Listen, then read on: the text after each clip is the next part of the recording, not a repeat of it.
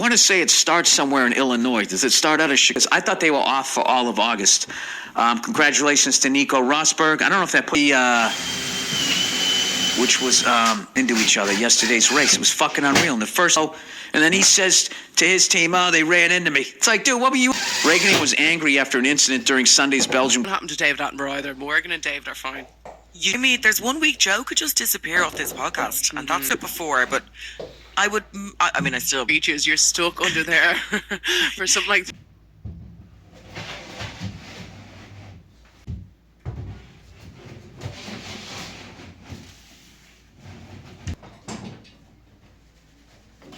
I said, hang on a second.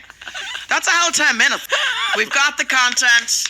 We're good for a nice floral wraparound. Well, I tell you what, two other warring brothers. Love here is people thinking I'm great. Ain't there a Lowe's? Right, a Lowe's. God damn it. Bull Rush Jones right up the fuck. Anderson Silva, right? Mornings, I have coffee.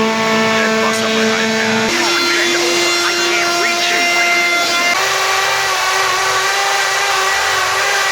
Older women, like what is the draw there? And do you know what he said? And I thought it was really interesting.